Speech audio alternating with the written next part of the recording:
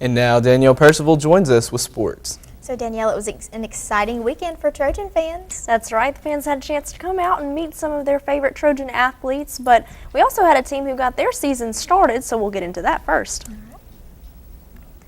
The Trojan soccer team got their season kicked off to a good start, winning their first game of the season as they took on Alabama State Friday afternoon in Montgomery.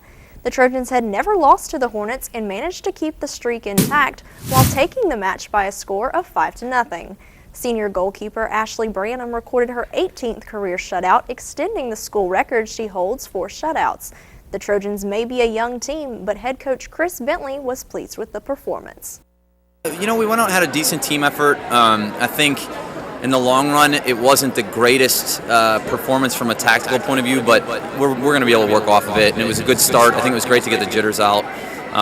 But overall, I think we're ready to kind of move forward, and it was a great start to get, a win in the column. The team now has just a few days left to practice for their next match. The Trojans will be traveling to Kentucky to take on Murray State Thursday afternoon at 1. Usually when athletes and fans are in the same venue, there's a game going on. Well, there wasn't a game in Sartain Arena Sunday, but it was filled with Troy fans coming to cheer on the Trojan athletes.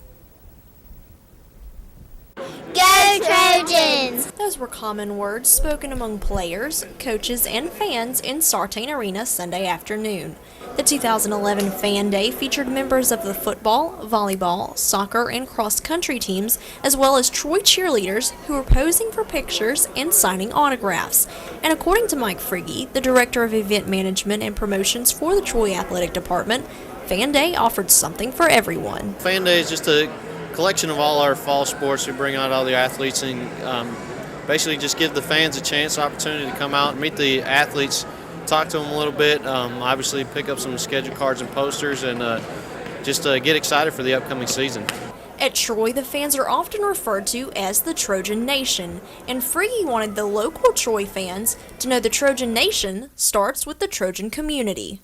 Being in Troy, the small town it is, it's really big for us to get in with the community and kind of build on that relationship so we can get more of an attendance at not only football but our soccer, volleyball, cross-country meets. It's just a great time for us to get out and to meet people and to kind of connect with our fans and try to get new fans. Fans were in no short supply as the turnout at Fan Day was good. Of course, they weren't just there to pick up a poster. For fans, this presents an opportunity to break out the gear and meet the Trojan athletes they support. Though some fans that attended Fan Day already knew the players they were coming to see. My brother, Dallas Tidwell, he's one of the quarterbacks here, so he came to watch his scrimmage and just to come down and visit him. Of course, others came just because they're a part of the Troy family. I love the Trojans and I'm a big Troy fan. I just wanted to meet the players, talk to them, and of course tell them I see them down in Clemson. The event management staff holds a Fan Appreciation Day in both the fall and spring semesters to honor each team. You might have heard, it's getting close to football season, and the Trojans have been in fall training camp since the beginning of August and had their second and final scrimmage this past Saturday. The Trojans have been to replace a number of positions, having lost the majority of their wide receivers. The team will be led by returning starting quarterback Corey Robinson in his second year at the position.